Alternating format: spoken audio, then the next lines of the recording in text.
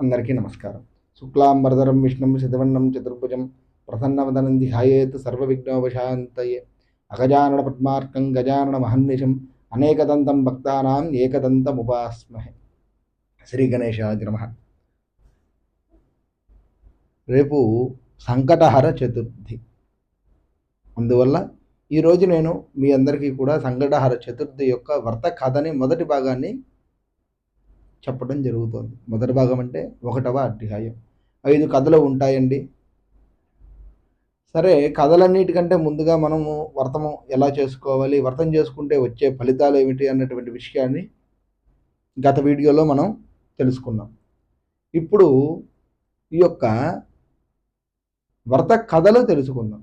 ఈ యొక్క వ్రత కథల్లో మొట్టమొదటిగా పార్వతీదేవి శివుడి కోసం ఈ యొక్క సంకటహర చతుర్థి వ్రతాన్ని ఆచరించింది. అది ఎవరి ద్వారా తెలుసుకొని ఎవరు ఎందుకు ఆచరించారు అన్నటువంటి విషయాన్ని మనము తెలుసుకుందాం. మొట్టమొదటిగా 1వ అధ్యాయాన్ని ప్రారంభం చేస్తున్నాను. శ్రీ గణేశాయ నమః. పూర్వకాలములో సౌనకాది మహామునులంతా కూడా సూత మహర్షిని అడిగారట. ఏమని? ఈ యొక్క సంకటహర చతుర్థి వ్రతము గురించి చెప్పమని చెప్పి అడిగారు. ఈ యొక్క వ్రతాన్ని అసలు భూలోకములో కలియుగములో ఎవరైనా ఆచరించారా?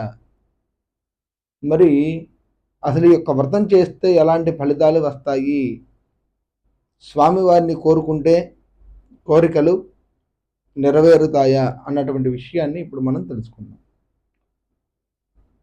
ఓ మునిశ్రేష్ఠులారా, శత్రువులు, దారిద్ర్యము, అనారోగ్యము, విద్యాభ్యాసము, అలాగే మొదలగు ఏవైతే ఉన్నాయో ఈ యొక్క కలిధర్మములో అవన్నీ కూడా పోవడానికి, నెరవేరడానికి కేవలం ఏకైకమైనటువంటి వ్రతము, చాలా శ్రేయస్కరమైనటువంటి వ్రతము ఒకటే ఉన్నదయ్యా. ఆ వ్రతమే సంకటహర చతుర్థి వ్రతము. సంకటము అంటే నాశనము చేసేది, సంకటాలను నాశనం చేసేది, ఆటంకాలను నాశనం చేసేదే ఈ యొక్క సంకటహర చతుర్థి వ్రతము. ఈ యొక్క వ్రతాన్ని ఎవరైనా సరే ఆచరించవచ్చు. స్త్రీలు కానివ్వచ్చు,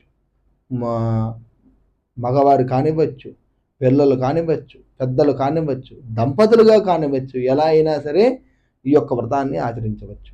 స్త్రీలు అయితే ముఖ్యంగా నేనైతే వివాహం కానిటువంటి వారికి వివాహం అవుతుంది అని అయితే కంపల్సరీగా చెప్పగలుగుతాను. అదేవిధంగా పిల్లలు అయితే చిన్నపిల్లలు అంటే 20 సంవత్సరాల లోపు 15 సంవత్సరాల లోపు పిల్లలకైతే విద్యాభ్యాసము ఎటువంటి ఆటంకాలు ఉండవు అనేటువంటి విషయాన్ని కూడా నేనైతే మీకు తెలియజేస్తాను. ఇంకొకటి, దంపతులు, వివాహమైనటువంటి దంపతులు ఎవరైతే ఉంటారో వారికి చిన్న చిన్న సమస్యలు ఉంటూ ఉంటాయి. సంతానపరంగా కానివ్వచ్చండి, ఏ విధంగా అయినా సరే చిన్న చిన్న సమస్యలు ఏవైతే ఉంటాయో ఆ సమస్యలన్నీ కూడాను ఈ యొక్క సంకటహర చతుర్థి వ్రతాన్ని ఆచరిస్తే ఖచ్చితంగా తొలగిపోయి వారికి పుత్ర పౌత్రాది సంతానాలు కలుగుతాయి. ఇంకొకటి, ఇంట్లో దరిద్రముగా ఉన్నప్పుడు, ఇంట్లో దరిద్రం అంటే కటిక దరిద్రము, తినడానికి కూడా సరిగ్గా తిండి లేక అనారోగ్యాలతో బాధపడుతూ ఉంటారు చాలామంది. అలాంటి వారు కూడా ఈ యొక్క వ్రతాన్ని ఆచరిస్తే వారికి ఉన్నటువంటి ఆరోగ్య సమస్యలు పోయి వారికి చక్కగా దేహము ఎప్పుడూ కూడా ఆరోగ్యముగా ఉంటుంది, అనారోగ్య సమస్యలు పోయి. అలాగే ఇంట్లో ఉన్నటువంటి దరిద్రము పోతుంది. ఇంకొకటి, నరఘోష పీడలు. నరఘోష పీడల గురించి కూడా మనము ఇంతవరకు చాలాసార్లు చెప్పుకున్నదే నేను మళ్ళీ మీకు చెప్తున్నాను. నరఘోష పీడలు పోవడానికి కూడా ఈ యొక్క సంకటహర చతుర్థి వ్రతాన్ని ఆచరిస్తే చాలా బాగుంటుంది.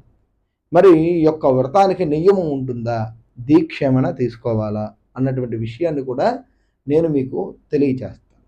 అయితే విషయంలోకి వస్తే మనము ఈ యొక్క వ్రతాన్ని ఎవరికి ఉపదేశించారు అసలు భూలోకంలో అంటే శ్రీకృష్ణుడు ధర్మరాజుకి చెప్పాడు.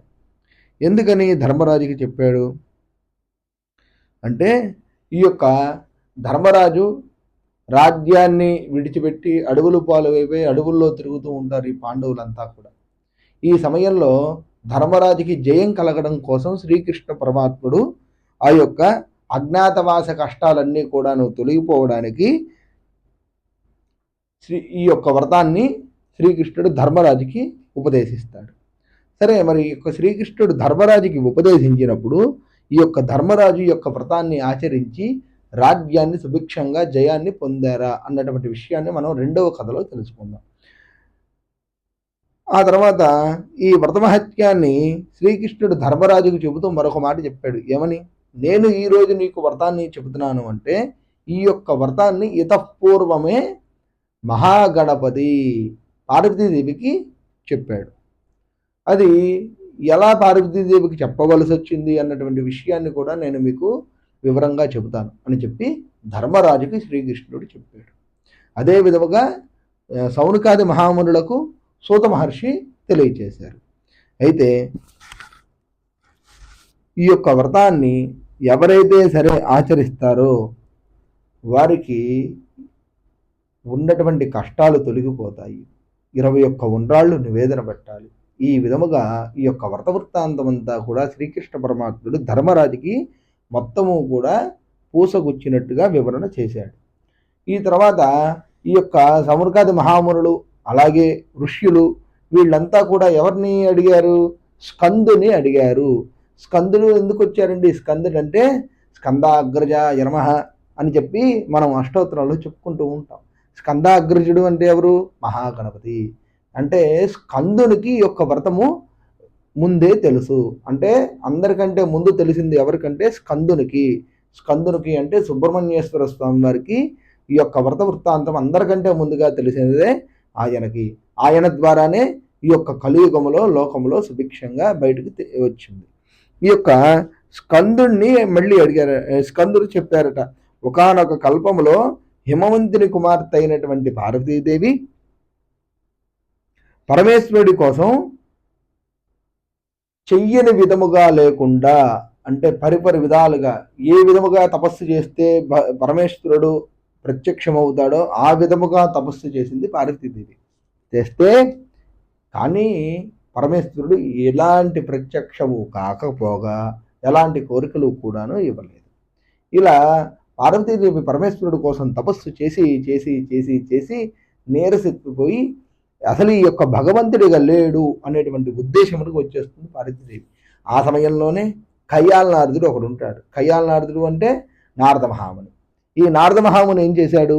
పార్వతీదేవి దగ్గరికి వచ్చి, అమ్మ, శివుణ్ణి నువ్వు పొందొచ్చు, శివుణ్ణి పొందేటువంటి మార్గం ఒక మార్గం ఉంది, ఆ మార్గాన్ని నేను నీకు చెప్తాను అని చెప్పి ఆ యొక్క నారద మహాముని ఏం చేశాడయ్యా అంటే పార్వతీదేవికి ఈ విధముగా చెప్పాడు. అమ్మ, సంకటహర చతుర్థి వ్రతం ఉన్నది. ఈ వ్రతాన్ని ఆచరిస్తే నువ్వు కోరుకున్నటువంటి కోరిక ఏదైతే ఉంటుందో ఆ కోరిక తప్పనిసరిగా నెరవేరుతుంది అని చెప్పి ఆ యొక్క పార్వతీదేవికి చెప్పాడు. మరి ఈ పార్వతీదేవి అప్పుడు గణపతిని స్మరణ చేస్తుంది. ఏమని? నాయన అంటే ఆమెలోనే గణపతి ఉన్నాడు. పార్వతీదేవిలోనే గణపతి ఉన్నాడు. అందుకనే సంకటహార చతుర్థి వ్రతాన్ని ఆచరించేటప్పుడు గణపతి పూజతో పాటుగా గౌరీదేవికి కూడా పూజ చేసుకొని ఈ యొక్క వ్రతాన్ని ఆచరించాలి. ఇది కంపల్సరీ. అయితే ఈ యొక్క పార్వతీదేవిలో ఉన్నటువంటి గణపతిని ఆరాధన చేస్తుంది. తండ్రి, నువ్వే నాకు మార్గదర్శకుడివి అని చెప్పి నమస్కారం పెడుతుంది. కొడుక్కి తల్లి నమస్కారం చేస్తుంది. అప్పుడు ఆ గణపతి ఒక గురువు రూపములో, ఎందుకంటే ఈరోజు గణపతి గురువు కాబట్టి ఒక గురువుగానే పార్వతీదేవికి దగ్గరకు ప్రత్యక్షమయ్యి పార్వతీదేవితో చెబుతాడు, అమ్మా,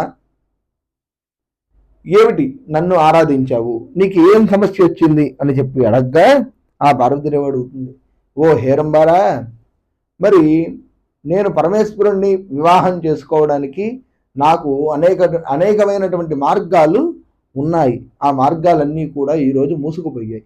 అందుచేత నేను పరమేశ్వరుని వివాహం చేసుకోవడానికి నారద మహాముని ద్వారా నేను సంకటహర చతుర్థి యొక్క వ్రతాన్ని తెలుసుకున్నాను. ఆ వ్రతాన్ని ఎలా ఆచరించాలి, ఆ వ్రత వృత్తాంతం అంతా కూడాను నాకు తెలియచెయ్యి అని చెప్పి పార్వతీదేవి ఆ యొక్క హేరంబుడిని అడిగిందట. హేరంబుడు అంటే ఆ యొక్క గణపతి స్వామి వారిని అడగగా ఆ గణపతి చెబుతున్నాడు, ఎవరికీ సాధ్యం కానంత కఠోరమైనటువంటి తపస్సు నువ్వైతే చేశావు, కానీ పరమేశ్వరుడు ప్రత్యక్షం కాలేదు. మరి పరమేశ్వరుణ్ణి వశం చేసుకోవడానికి నా దగ్గర ఒక అద్భుతమైనటువంటి వ్రతం ఒకటి ఉన్నది, దాన్ని నేను వివరంగా చెబుతాను వినమ్మా అని చెప్పి ఆ గణపతి చెబుతున్నాడట. ఎన్ని ఆటంకాలు ఎదురొచ్చినా సరే సంకటహార చతుర్థి వ్రతాన్ని నువ్వు 11 మాసములు కానీ 11 బుధవారములు కానీ ఆచరించమ్మా, నీకు ఖచ్చితంగా నెరవేరుతుంది. ఇంతకంటే ముందుగా ఇప్పుడు శ్రావణ మాసము కదమ్మా, ఈ యొక్క శ్రావణ మాసంలో వచ్చేటువంటి సంకటహార చతుర్థి నాడు నువ్వు ఈ యొక్క వ్రతాన్ని తక్షణమే ప్రప్రథమంగా ప్రారంభం చేయి. నువ్వు ఇలా ప్రారంభం చేయటం వలన ఎలాంటి మూఢాలు కానీ ఎలాంటి దుష్టతిథులు కానీ ఎలాంటివేవి కూడా ఉండవు. కాబట్టి నువ్వు ఏవైతే అనుకుంటావో అవి సుభిక్షంగా నెరవేరుతాయి. అందువల్ల ఈ యొక్క శ్రావణ మాసంలో ఇప్పుడు వచ్చేటువంటి సంకటహార చతుర్థి నాడు నువ్వు ఈ యొక్క వ్రతాన్ని ఆచరించు అని చెప్పి గణపతి చెబుతాడు. అప్పుడు పార్వతీదేవి అడుగుతుంది, ఈ యొక్క వ్రతాన్ని ఎలా ఆచరించాలి నాయన అనగానే చెబుతున్నాడు. చక్కగా ఉదయాన్నే లేచి తలస్నానం చేసి గృహకృత్యములు కాలకృత్యములు తీర్చుకొని పూజాది కార్యక్రమాలు అనుష్ఠానాది కార్యక్రమాలు సంధ్యావందనాది కార్యక్రమాలు పూర్తి చేసుకుని తదుపరి గణపతి యొక్క నామస్మరణ చేసుకుంటూ ఆ యొక్క గణపతి ముందు ఒక ఎర్రని వస్త్రాన్ని కానీ పసుపు వస్త్రాన్ని కానీ వేసి అందులో 3 దోసెట్లు బియ్యాన్ని పోసి చక్కగా తాంబూలాది సత్కారాలన్నీ కూడా దాంట్లో వేసి ఆ యొక్క ముడుపుని కట్టుకోవాలి. ముడుపుని కట్టుకొని గణపతిని ఆ యొక్క స్వామివారి యొక్క రూపం ఎలా అయితే ఉంటుందో ఆ రూపాన్ని తలుచుకొని గణపతి యొక్క 12 నామాలు కూడా స్మరణ చేయాలి. ఏంటివి గణపతి 12 నామాలు అంటే, ప్రణమ్య సరసాదేవం గౌరీ పుత్రం వినాయకం భక్తావాసం స్మరేత్ నిత్యం ఆయుష్కామార్థసిద్ధయే ప్రథమం వక్రదండం చ ఏకదంతం ద్వితీయకం తృతీయం కృష్ణలింగాక్షం గజవక్రం చతుర్థకం లంబోదరం పంచమం చ షష్టం వికటమేవ చ సప్తమం విఘ్నరాజం చ ధూమ్రమన్నంతార్కమం నవమం పాలచంద్రం చ దశమంత వినాయకం ఏకాదశం గణపతిం ద్వాదశంతు గజాననం అనేటువంటివి 12 నామాలు. ఇవి కాకుండానే సుముఖశ్చేకదంతశ్చ కపిలో గజకర్ణికః లంబోదరశ్చ వికటో విఘ్నరాజో గణాధిపః ధూమకేతుర్గణాధ్యక్షः పాలచంద్రో గజాననः వక్రతుండశూర్పకర్ణో హేరంబః కందపూర్వజः షోడశైతాని నామాని యః పఠేస్తనయాదపి విద్యారంభే వివాహే చ ప్రవేశే నిఘ్నమే తథా సంగ్రామే సర్వకార్యేషు విఘ్నస్తస్తన జాయతే అనేటువంటి 12 నామాలు కానీ ఆ యొక్క గణపతిని స్మరణ చేస్తూ ఉండాలి. ఇలా స్మరణ చేసిన తర్వాత ఆ గణేశునికి ఆ ముడుపు ఆ యొక్క గణపతి యొక్క ఫోటో దగ్గర కానీ గణపతి యొక్క విగ్రహం దగ్గర కానీ పెట్టవచ్చు. ఇలా పెడితే ఎంతో విశేషమైనటువంటి ఫలితం వస్తుంది. అదే విధముగా